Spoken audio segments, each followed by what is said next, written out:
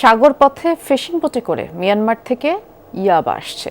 এবার কক্সবাজারের শাহপরীর দ্বীপে ৫ লাখ পিস ইয়াবার চালান সহ ৯ জনকে আটক করেছে র্যাব। এর মধ্যে ৫ জনই রোহিঙ্গা। আগেও তারা একাধিক চালান এনেছে বলে স্বীকার করেছে র্যাবের কাছে। তবে প্রতিবারই বহনকারী ধরা পড়লেও মূল হোতারা ধরাছোঁয়ার বাইরেই থাকছে।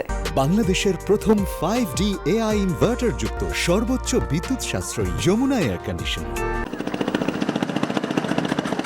টেকনাফের শাহপরীর দ্বীপে মাঝসাগরে মিয়ানমার থেকে আসা ইয়াবার চালান হাতবদল হয়েছে।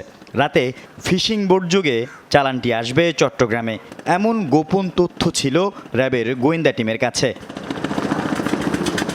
ফিশিং বোটটিকে শনাক্ত করে ইয়াবা উদ্ধারে ছদ্মবেশে সাগরে যাত্রা শুরু করে বিশেষ টিম।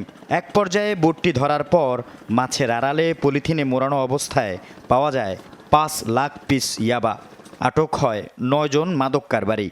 শাহপরীর দ্বীপ এবং সেন্ট মার্টিনের মাঝামাঝি জিঞ্জিরা নামক একটা জায়গা থেকে সাগরের মাঝখান থেকে তারা মায়ানমারের একটি বোট এসে তাদের বোটে এই ৩টি বস্তা দিয়ে গিয়েছে। এই ছোট ওই যে পলিথিনের যে বস্তা যেগুলোতে করে সাধারণত মাছ ক্যারি করা হয়, এই বস্তাগুলোর মধ্যে। আটক ৯ জনের মধ্যে ৬ জনই রোহিঙ্গা। র্যাবের দাবি, এই রোহিঙ্গাদের মাধ্যমে মিয়ানমার থেকে বাংলাদেশের জলসীমায় প্রবেশ করে ইয়াবার চালান। র্যাবের কাছেও তারা ইয়াবা চোরাচালানে জড়িত থাকার কথা স্বীকার করে। বোটটি ভাড়া করে আটক হওয়া অপর ৪ জন। তারা বলেছে যে আমরা আগেও এরকম ২-৪ বার এরকম কাজ করেছি এবং তাদের যে কাজগুলো করেছে সবসময় যে বোটে নিয়ে আসে এরকম না, হয়তো বর্ডারের কাছ থেকে নিয়ে এসে নেক্সট ডেলিভারি ম্যানের কাছে ডেলিভারি দেয়, তারপর বোটে করে অল্প কিছু দূর নিয়ে আসে, এই ধরনের কার্যক্রম করে। সাগর পথে ইয়াবা চোরাচালান প্রায় নিয়মিত ঘটনা। এসব ইয়াবা দেশজুড়ে সরবরাহ করে ডিলাররা।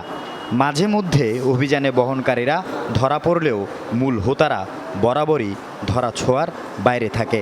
ব্যতিক্রম হয়নি এবারও।